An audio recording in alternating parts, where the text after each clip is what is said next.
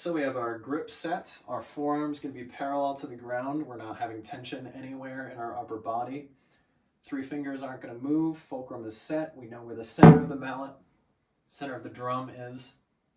And we have 4 or 5 of our friends with us, and we're ready to play some crazy splits down the line, right? Before you learn how to split, you have to play together first. You need to be able to play good unisons. Potentially a hard truth that I'm going to break to some of you is that you could play the best bass split, the best solo in the world. Nobody's going to care if you follow up with bad unisons. So the first thing you need to know is how to play unisons in time well. So we're going to talk about how to think about that. In the resources included with this, I added an exercise called chops. This is sort of becoming a bass drum standard in a lot of places.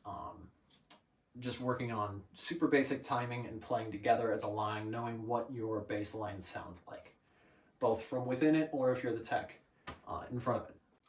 So I'm going to demonstrate the exercise for you. I have a metronome that I'm going to be playing in my ears, because if you're not practicing with a metronome, why are you even practicing? And then we'll talk about the exercise and different ways to look at it.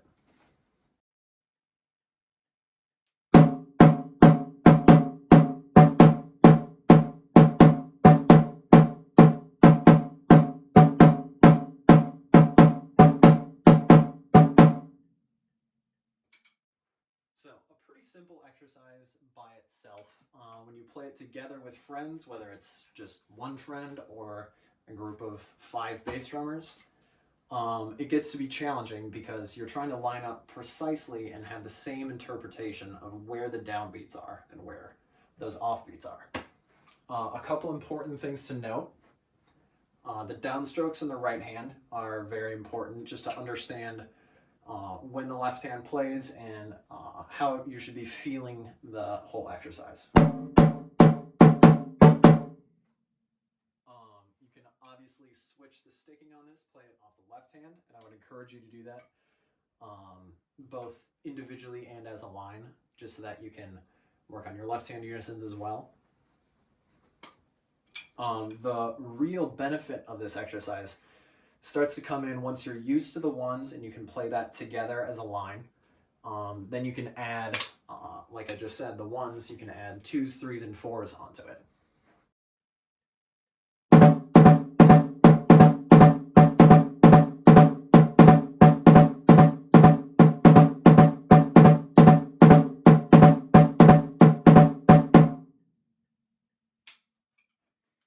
And then a similar thing with 3s and 4s.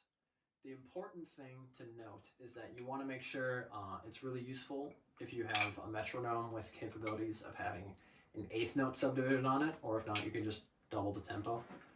But if you have that with you, you can hear the 16th note hit right before your 8th note subdivision hits.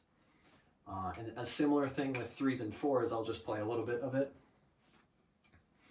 You'll want to make sure that the 3 lands before the 8th note.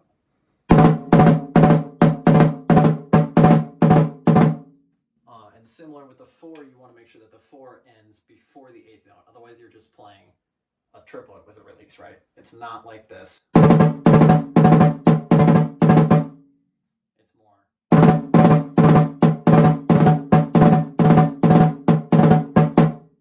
So just some important things to look out for. This will help, like I've talked about, unifying the line, making sure that we can play together in time all the time, and also making sure that we have the same interpretation of what a 2 is, what a 3 is, what a 4 is, so that we can apply that once we start playing splits up and down the line. Again, with this exercise, I would encourage you to play it off the left as well, even with 2s, 3s, and 4s. It's really hard. I can't really do it perfectly right now either.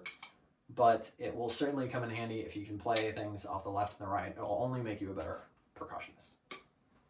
So now the real fun with this exercise comes when you split it. And you can do this either, one-on-one with one friend, or if you have a line, you can do an odds and evens type of thing. But once you're solid on the exercise, once you know what you're doing, and I'll have this part written out for all of you. you essentially offset the whole exercise by 1/8 note. So that as you split that, you'll be able to hear that there's moments of full eighth notes where there is no split in there. And that's the really important part that you as a bass line should be locking into, making sure that you're playing unison. And again, you'll be able to hear those clean splits between, you know, bass 2 and bass 4, 1, 3, 5, or whatever you decide to do. And making sure that everybody has the same interpretation of what a 2 is, or 3 or 4 is at whatever tempo you're playing, so that you can apply that cohesively to runs up and down the line. So now we've talked about that. Next time we are going to get into actual splits. I'll see you there.